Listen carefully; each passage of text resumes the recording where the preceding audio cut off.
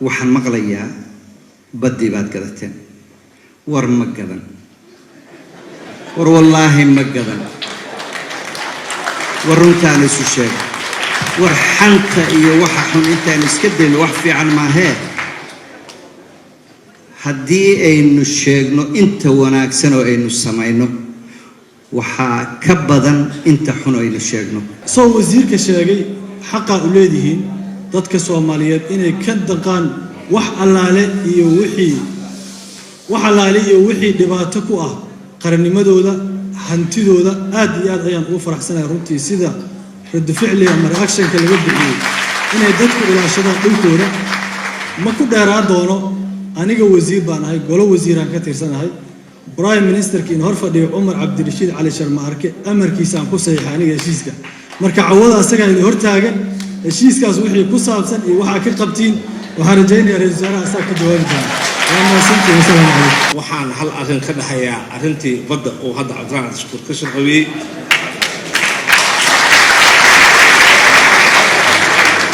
arrintan horta waxay ku timid asaaskeeda annagu joogna ayaa waxa loo yimid UN-ka ka haysta walad Cabdalla iyo nin khabiir ah arrimaha badda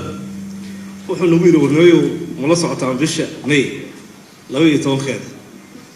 in deadline uu jiro deadline-kaas oo haddii inaan annaga codsan in naloo zaa'idiyo waxaan idhahan continental shelves baddeena ay u badan tahay inay la wareegto international seaboard qolada Soomaaliya loo dhaafi doono 12 mayl inta kaleetana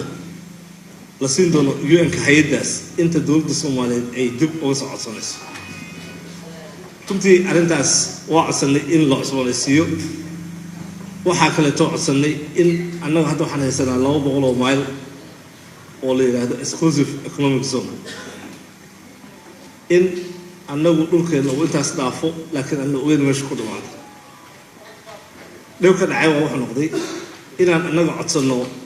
muxuu ahaa dhul 200 ka badan waxay khasabtay in annaga Yemen iyo Kenya labadaba maadaama aan xuduud leenahay oo ay dhulkeenana haddii dhulka la sii dheereeyay uu isgaarayo in inta la kala saarayo aan siixano wax loo MOU-ga marnaba ahayn bad la bixiyay wuxuu ahaa inaan UN-ka ka codsano in anaga dhulkana ugu daro oo inaan iska hor istaaga Kenya waa run waxay damacsan tahay in ay khalado xuduudka badda sida uu yahay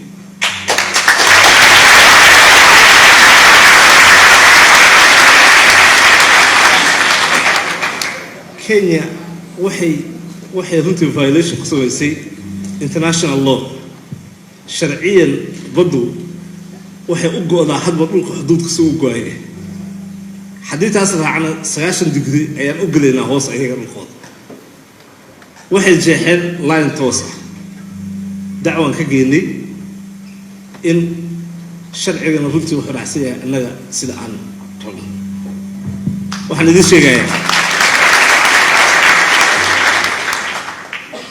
sheegayaa oo aan nooga seexanaysaan inta aan noolnahay ama aan kursiga saaranahay taako dhul Soomaaliyeed ama bad Soomaaliyeed inay soo dhaqaaqaan